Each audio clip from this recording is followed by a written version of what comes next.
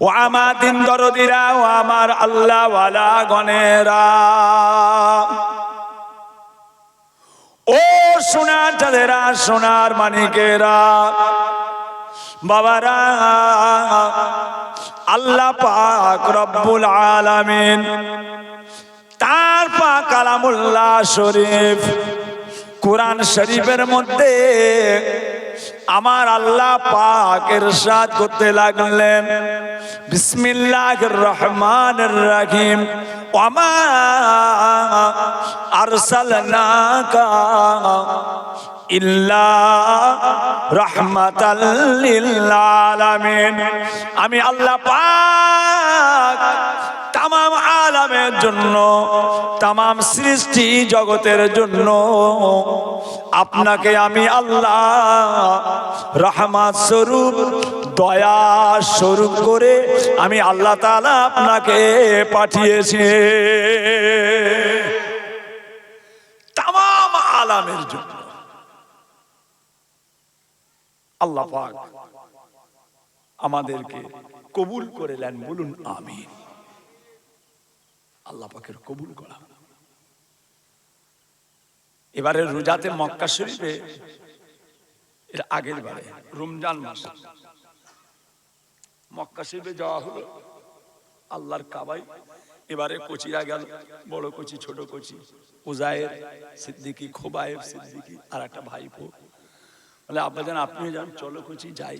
ফের চিন্তা করলাম বাড়িতে, কথা বুঝেছেন, দুটো বৌমা শরীরটা অসুস্থ, আমি কোচি তোমরা যাও। এর আগের বারে আমি গিয়েছিলাম, আপনার ভাবি যান, কোচিদের সবাইকে নিয়ে গেছি, আমার বোনকে, পুরো বাড়ির সবাইকে নিয়ে গেছি, আল্লাহ নিয়ে গেছে। চলো সব রাসূলের।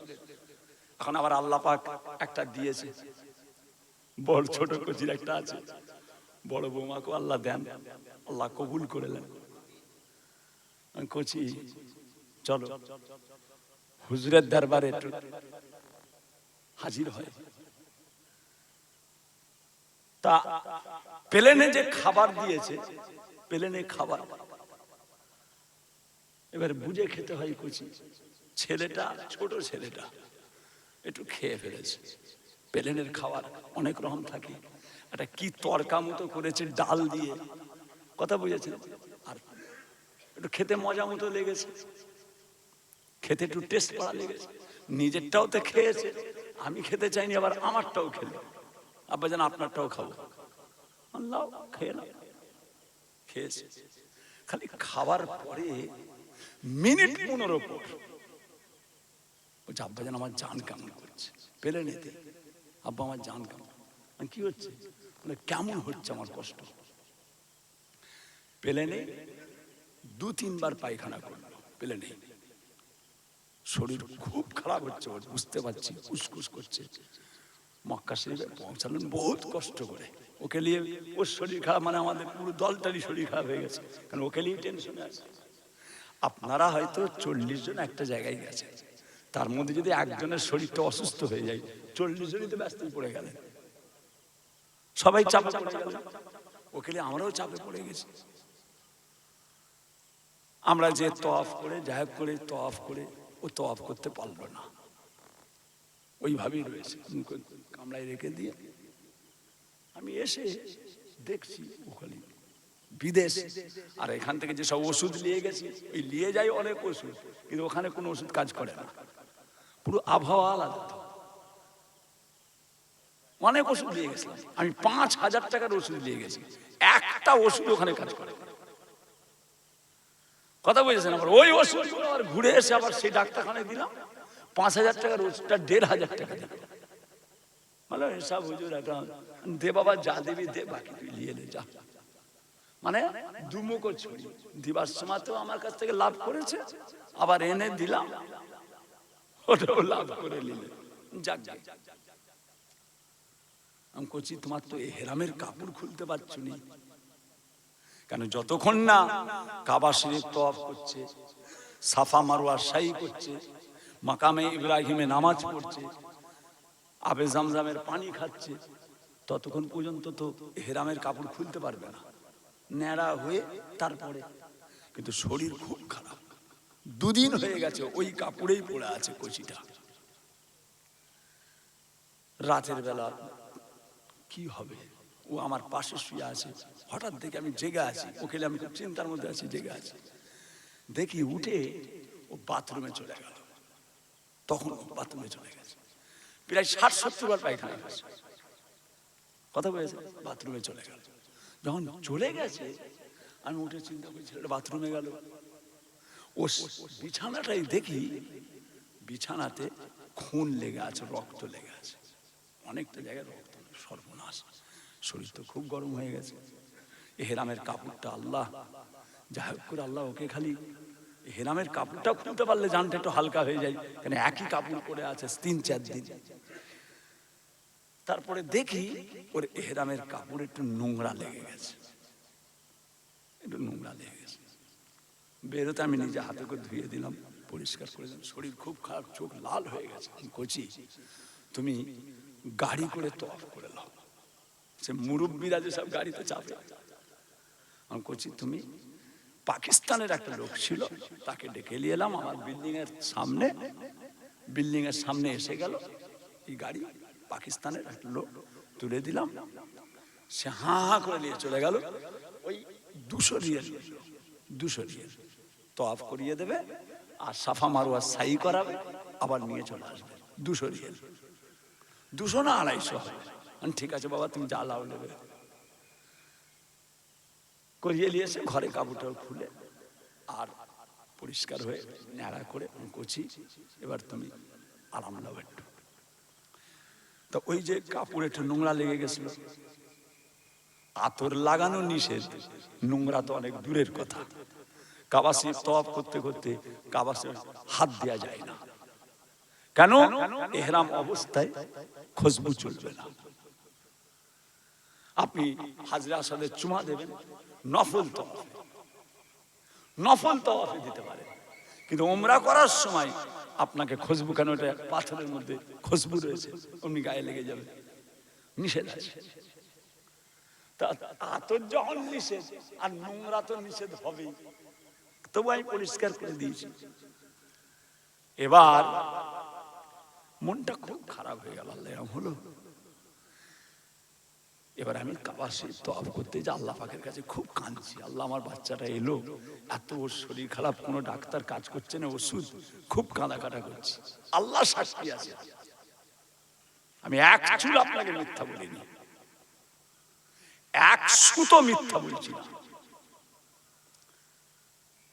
কাবা শরীফে তওয়াফ করছি, খুব কাঁদছি আল্লাহর কাছে, আল্লাহ আপনি ওর জানটা ভালো করে দেন। আর 2 নম্বর কথা, ওর তওয়াফটাকে আল্লাহ আপনি কবুল করে দেন, কেন ওর কাপড়ে তো নোংরা লেগে গেছে, আমি তো নিজের চোখে দেখেছি, কেন অনেক অসুবিধে আমি বুঝতে পারছি। আল্লাহ পাক আপনি কবুল করে নেন, ওর উমরাটাকে কবুল করে নেন বলে পাক দিচ্ছে, আর খালি কাঁদছি। কাঁদতে কাঁদতে আল্লাহ পাকের রহমত, আল্লাহ সাক্ষী, হঠাৎ কানের মধ্যে একটা আওয়াজ আসছে, কানে একটা আওয়াজ আসছে। আওয়াজটার মধ্যে এটাই আসছে যে অনেক এমনও মানুষ আছে, অনেক এমনও মানুষ আছে যারা বিছানায় পড়ে পিচ্ছাপ পায়খানা, যারা বিছানায় পড়ে এমনও আছে তাদের গায়ে পায়খানা নোংরা লেগে আছে, সেই অবস্থায় তারা আমি আল্লাহকে ডাকছে। তাহলে আমি আল্লাহ কি তাদের ডাকগুলো কি কবুল করি না? চলে বলুন সুবহানাল্লাহ। আমি আল্লাহ কি তাদের ডাকগুলোকে কবুল করি না? নিশ্চয়ই আমি আল্লাহ পাক রব্বুল আলামিন, আল্লাহ পাক দয়াময়। মানুষ বিছানায় বেমারি অবস্থায় পড়ে থাকলেও নোংরা লেগে গেছে, তার কিন্তু মাজুর, সে অসুস্থ মাজুর, ওই অবস্থায় সে ওইভাবেই নামাজ পড়ছে। আমার আল্লাহ পাক রব্বুল আলামিনকে এই মেনে নেওয়াটা, আল্লাহকে স্বীকার করে নেওয়াটাই হচ্ছে আপনার আমার জন্য সবচাইতে বড় ইবাদত। আল্লাহ পাককে মেনে নেওয়াটাই হচ্ছে আমাদের সবচাইতে মূল। জোরে বলুন সুবহানাল্লাহ। দেখেছেন? সঙ্গে সঙ্গে আমি আল্লাহ আলহামদুলিল্লাহ, সঙ্গে সঙ্গে আল্লাহর কাবা শরীফ, তখন আমি ওই মাকামে ইব্রাহিমের কাছে দাঁড়িয়ে আছি। আলহামদুলিল্লাহ, আল্লাহ বেশাক বেশাক আমি তো ভুল বলছি, আল্লাহ এটা তো আমার ভুল বলা হচ্ছে, আমি তো আপনার কাছে ভুল কথা বলছি। বেশাক বেশাক তাম সৃষ্টি জগতের সমস্ত মানুষ যে যেভাবেই আছে, প্রত্যেকের ডাক, প্রত্যেকের আল্লাহ বলা, যে অবস্থাতেই আল্লাহ বলে আমার আল্লাহ, তাদের সেই আল্লাহ বলাটাকে আল্লাহ কবুল করে নেয়। বেশাক আপনি দয়াময়, বেশাক আপনি দয়াময়। আল্লাহ আলহামদুলিল্লাহ, আল্লাহ আমার মনটা খুশি হয়ে গেল। আল্লাহর কাবা এমন একটা জায়গা, কোনো বিকল্প নেই, কোনো বিকল্প নেই। আল্লাহ পাক যাদের আওকাত দিয়েছেন, আল্লাহ পাক যাদের আওকাত দিয়েছেন, একদম ভুল করবেন না। বসেন ভাই আমার, দোস্ত আমার, ও আমার দিন দরদিরা, ও আমার আল্লাহ ওয়ালা গণেরা, ও সোনার চাঁদেরা, সোনার মানিকেরা, এই দুনিয়ায় একজন আল্লাহ তাআলার মাহবুব বান্দা ছিলেন, যিনার নাম হযরত ইব্রাহিম আদহাম রাহমাতুল্লাহ আলাইহি। ইব্রাহিম আদহাম, হযরত ইব্রাহিম আদহাম। পৃথিবীর জমিনে যদি 10টা আল্লাহর ওলিকে খুঁজে পাওয়া যায়, তার মধ্যে একজন হচ্ছেন হযরত ইব্রাহিম আদহাম, জগৎ বিখ্যাত ওলি। বড় পীর আব্দুল কাদের জিলানী, নিজামুদ্দিন আউলিয়া, কুতুবউদ্দিন কাকি, কুতুবউদ্দিন বখতিয়ার, হযরত বাকি বিল্লাহ, হযরত বাইজির বুস্তামি, হযরত শিবলি নোমানি, হযরত জান্নুন মিসরি, এরকম পৃথিবীতে 10টা আল্লাহর ওলি, শ্রেষ্ঠ ওলিদের মধ্যে 10 জনের মধ্যে একজন হচ্ছেন হযরত ইব্রাহিম আদহাম, যিনি আল্লাহ তাআলার কাবা শরীফে একা তওয়াফ করেছিলেন। কেউ ছিল। আপনি আজকে মক্কা শরীফে যাবেন, আপনি মনে করবেন ভোরবেলা যাবো, তখন লোকজন সবাই তো কম থাকবে, একটু ঘুমাবে, যে দেখবেন আরো ভিড় বেশি। খুব রোদে যাবেন, মনে করবেন রোদে কেউ যাবে না, আমি এই সুযোগে করে নেবো, যে দেখবেন কাবা শরীফ একদম মাথা ভর্তি। আমি তো কত চেষ্টা করেছি একটু কাবা শরীফে ফাঁকা মতো পেলে একটু প্রাণ ভরে একটু কথা বুঝেছেন। ওরে বাবা, আল্লাহু আকবার। আর রমজান মাসে তো বাবারে মারে, জান যায় প্রাণ যায়, এত মানুষ। এবারে তো মক্কা শরীফে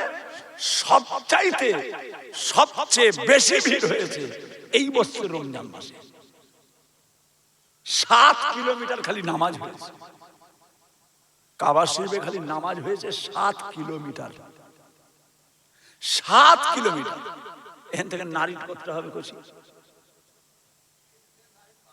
12 কিলোমিটার, 7 কিলোমিটার। বাগনান, এখান থেকে বাগনান 7 কিলোমিটার। তাহলে কাবা শরীফ এখানে বাগনান পর্যন্ত নামাজ হয়েছে। ছেলে খেলা কথা নয়। যাক, আল্লাহর মেহেরবানি, আল্লাহর শুকর। প্যারে হাজেরিন, একা তওয়াফ করেছিলেন হযরত ইব্রাহিম আদহাম। কেউ নেই, কেউ নেই, একা। লব্বাইক আল্লাহুম্মা লব্বাইক, লব্বাইক লা শারীকা লাক লব্বাইক, ইন্নাল হামদা ওয়ান নি'মাতা লাকা ওয়াল মুলক লা শারীকা লাক। লব্বাইক আল্লাহুম্মা লব্বাইক, লব্বাইক লা শারীকা লাক লব্বাইক, ইন্নাল হামদা ওয়ান নি'মাতা লাকা ওয়াল মুলক লা শারীকা লাক।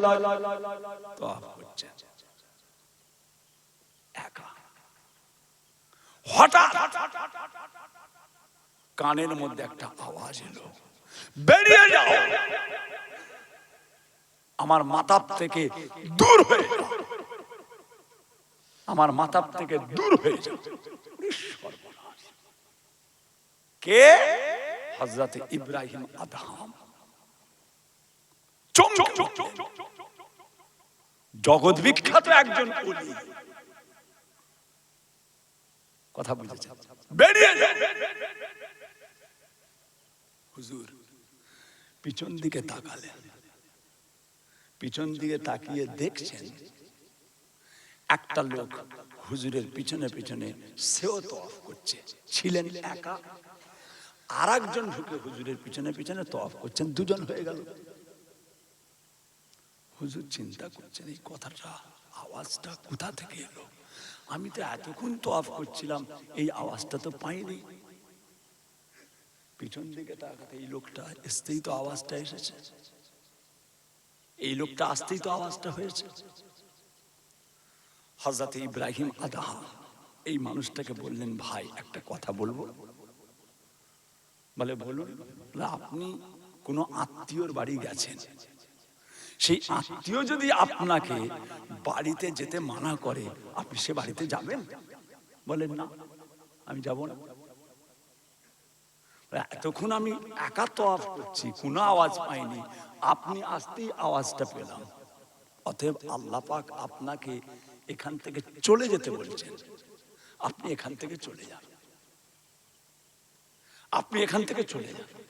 আপনাকে আল্লাহ পাক চাইছেন এই মাতাবের মধ্যে আপনি থাকেন, আপনি তওয়াফ করবেন, আপনার তওয়াফটা আল্লাহ চাইছেন। বেরিয়ে যাও, দূর হয়ে যাও।